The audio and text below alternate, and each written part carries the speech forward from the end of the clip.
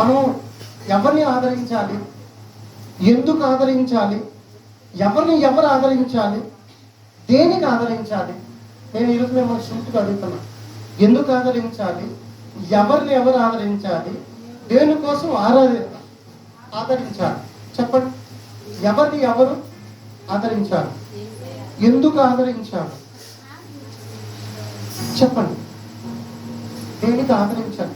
ఒకరినొకరు ఎందుకు ఆదరించుకోవాలి? ఈ ఆదరణ అనేది చెప్పండి. ఓకే,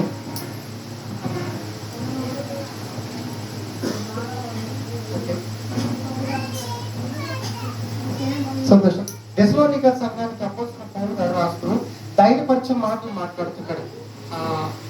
4లో ఉంటుంది, దెస్సలోనిక 4లో ధైర్యపరుస్తూ మాట్లాడుతుంటాడు. ఇక్కడ కూడా కొరింథీ రాసిన 2వ పత్రికలో 1-7లో 11 సార్లు ఎందుకు ఉన్నదంటే, సంఘానికి అపోస్తలుడైన పౌలు గారు ఉత్తరం రాస్తూ ఆ ఆదరణ గురించి విశిష్టమైన ఒక ప్రత్యేకమైన అనుబంధం ఉన్నదనే సందర్భంలో చెప్తూ ఉంటాడు.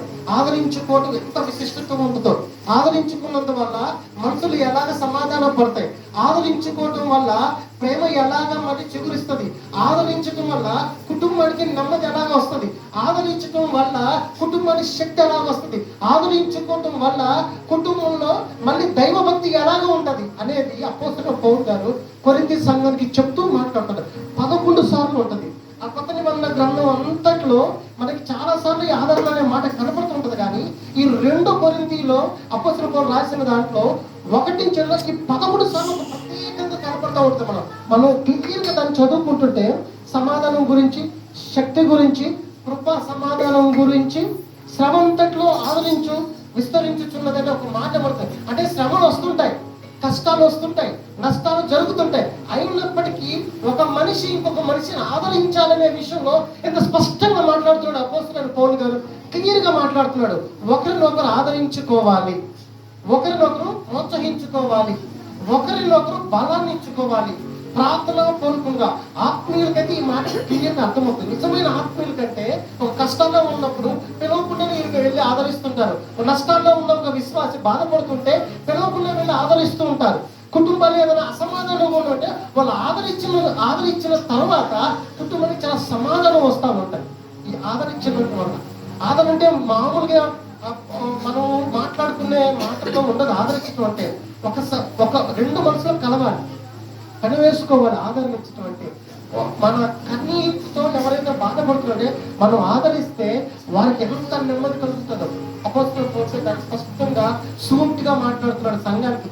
సంఘంలో కూడా ఆదరించబడాలి, సంఘం కూడా ఆదరించాలి. వేరే వారిని విశ్వాసం కష్టాలు వస్తే ఆదరించాలి, నష్టంలో ఉన్నప్పుడు ఆదరించాలి, ఇరుకు ఇబ్బందుల్లో ఉన్నప్పుడు ఆదరించాలి, విశ్వాసంలో తగ్గిపోయిన తర్వాత ఆదరించాలి. కుటుంబంలో ఏదన్నా జరగరాని క్రియ జరిగినా కానీ, ఏదైనా నష్టం జరిగినా కానీ ఎవరికి మనం పిలవకపోయినా మనం వెళ్ళి ఆదరించాలి. సంఘానికి ఉన్న విశిష్టత లక్షణం ఏంటంటే ఆదరణ. సంఘంలో ఏదైనా కష్టం వచ్చినా ఒకరినొకరు ఆదరించుకోవటం అనేది మనం మానుకోకూడదు. ఈ కూటమి కూడా ఆదరణ కూటమే కదా. కుటుంబాన్ని మనం ఎలాగ ఆదరిస్తున్నాం ఇప్పటిదాకా? అనేక కుటుంబాల బాధల్లో, ఇరుకులో, ఇబ్బందుల్లో, కష్టాలలో ఉంటాయి కదా. మనం ఏ రకంగా వెళ్ళి ఆదరిస్తున్నాం అనేది ఒక్కసారి మనం సూటిగా ఆత్మ పరిశీలన చేసుకోవాలి. మన స్థితి బాగుండొచ్చు, ఇప్పుడు మన పరిస్థితులు బాగుండొచ్చు, మనము కూడా కష్ట నష్టాల నుంచి ప్రయాణం చేసి వచ్చి ఉంటాం కదా.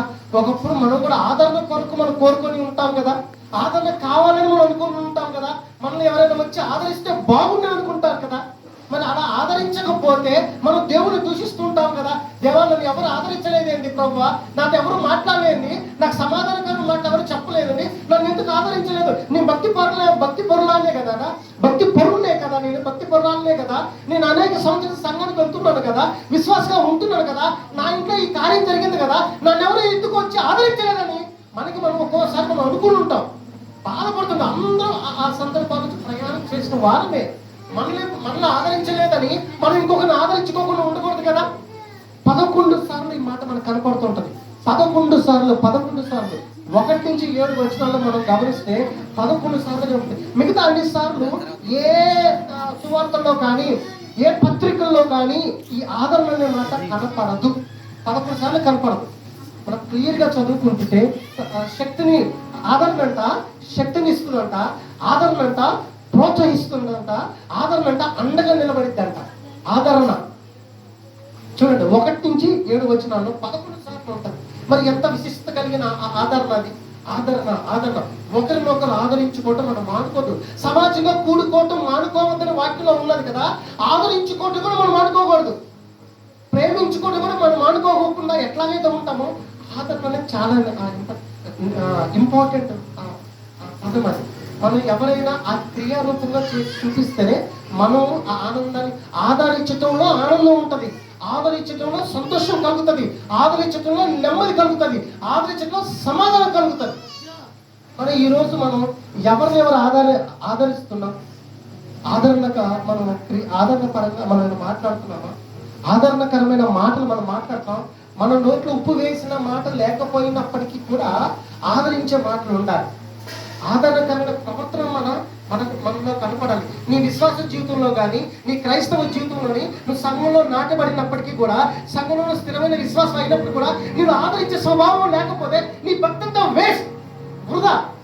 క్లియర్గా చెప్తున్నాడు ఈ మాట అపోస్తలుల పౌలు సంఘానికి చెప్తూ, ఆదరించుకోవడంలో ఉన్న విశిష్టమైన లక్షణం ఈ రోజు మనకు ఉండాలి. ఒకవేళ ఉన్నందుకు చాలా సంతోషం, లేకపోతే ఈ క్షణం నుంచైనా మనం ఆదరించుకోవటం అలవాటు చేసుకోవాలి. ఒక బాధలో ఉన్న కుటుంబాన్ని ఒక నలుగురు కానీ, ఇద్దరు కానీ, ముగ్గురు అనేది ఏం పర్వాలేదయ్యా, దేవుడు నీకు న్యాయం చేస్తాడు, సరే ఈ కష్టం వచ్చింది, ఈ నష్టం జరిగింది, పర్వాలేదు, నువ్వు మళ్ళీ రేపటి నుంచి దేవుడు నిన్ను ఆశీర్వదిస్తాడు అని నువ్వు బలమైన మాటలు ఉత్తేజకరంగా వాళ్ళ కుటుంబానికి చెప్తే వాళ్ళు ఎంత నెమ్మదించబడతారు, ఎంత ఆదరించబడతారు వాళ్ళు. ఆ మాటలో చాలా సింపుల్ 4 పదాలు కలిపితే ఆదరణ. ఈ ఆదరణలోనే ఎంత సంతోషం ఉంటుంది కదా. యేసు ప్రభు వారు కూడా చేసింది అదే, ఆదరించటం. తన శిలువలో పలికిన మాటలో కూడా ఆదరించటం, తప్పు చేసిన వాళ్ళకి క్షమించటం, ఆదరించటం. పాపజ్ఞానైన స్త్రీలు కూడా ఆదరించాడు. ఇక మీద నువ్వు తప్పు చేయొద్దని అన్నాడు. తప్పు చేయండి. మనం అయితే ఆదరిస్తామా?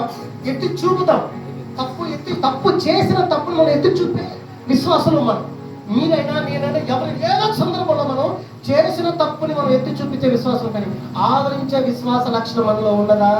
ఒక్కసారి మనకు క్లియర్ స్పష్టంగా మనం ఆలోచించుకోవాలి. మనం ఆత్మ వాక్యంలో చూసుకుంటే 7 వచనాల్లో 11 సార్లు ఉందంటే ఆ మాట దేవుడు ఎంత విశిష్టత రాయించి పెట్టాడో అనుకోవాల్సింది.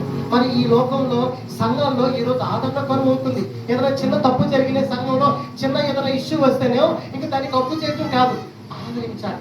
ఏ సందర్భంలో జరిగిందో, ఏ కష్టంలో నుంచి మనం ప్రయాణం చేస్తున్నామో, కష్టం కలిగిన వాళ్ళు ఎలా బ్రతుకుతున్నారో, వాళ్ళ బ్రతుకు మనకు తెలియదు కదా. వాళ్ళు ఎందుకు నష్టపోయారో మనకు తెలియదు కదా. వాళ్ళు ఎందుకు ఏడుస్తున్నారో మనకు తెలియదు కదా. మనం ఎందుకు ఆదరించలేకపోతున్నాం? ఈరోజు ఒక మరణం జరిగిన ఒక ఇంట్లోకి వెళ్ళి ఒక సందర్భంలో మాట్లాడుతుంది. పెళ్లి జరిగిన ఇంటి వెల్లుడి కంటే ఒక కీడు జరిగిన ఇంటి, చావు జరిగిన ఇంటికి వెళ్ళి వాళ్ళని ఆదరించడం శ్రేష్టం ఉంది. వాక్యంలో శ్రేష్టం ఉంది. మరి అంత శ్రేష్ట లక్షణం మనలో లేదు కదా. మనలో ఉన్నదా? ఉంటే సంతోషం. మన దైవశక్తి విశ్వాసాలకి ఆ లక్షణం ఉంది, అది చాలా సంతోషం. ఇక మీద ఆ లక్షణాన్ని మనం ప్రోత్సహించుకోవాలి. ఎవరైనా కష్టాలు ఉన్నప్పుడు కానీ, నష్టాలు ఉన్నప్పుడు మనం వెళ్ళి ఆదరించాలి. ఒక్కొక్కసారి సందర్భంలో దైవజనం మనకు అందుబాటులో లేకపోయినప్పుడు మనం వెళ్ళి ఆదరించిన కదా, మేము వెళ్ళి ఆదరించండి, దైవజనే వద్దాడే సంతోషపడతారు. అయ్యా నా విశ్వాసులు చూడు, నేను ఎంత బిజీగా ఉన్నా కానీ వాళ్ళు ఆ లక్షణం వదిలిపెట్టలేదు. ఆదిమ సంఘంలో ఆ లక్షణం లేదనే అపోస్తలుడు పౌలు గారు స్పష్టంగా చెప్తున్నారు కొరింథీ సంఘానికి. ఆదరించే లక్షణం ఉండాలి ప్రతి విశ్వాసికి. మనం తప్పు ఎత్తి చూపించే లక్షణం కాదు, బాధపడుతున్న వాళ్ళని హేళన చేసే లక్షణం కాదు, నష్టాల్లో ఉన్న వాళ్ళ గురించి ఎగతాళికరమైన మాటలు మాట్లాడే లక్షణం మనకు కాదు ఉండవలసింది. మనకు ఉండవలసింది ఏంటంటే ఆదరించే లక్షణం, ఆదరించే స్వభావం. ఈ ఆదరణ ద్వారా ఏం కలుగుతుంది? శక్తి వస్తుంది, నెమ్మది కలుగుతుంది, సమాధానం కలుగుతుంది. ఒకరినొకరు అందుకే ఆదరించుకోవాలి. మరి దేవుడు ఈ మాటలు మనం వినికిడిలో దీవించిన గాక. నా సమయం అయిపోయింది. సమయం ఇచ్చిన దైవజనులకు వందనాలు తెలియపరుస్తుంది.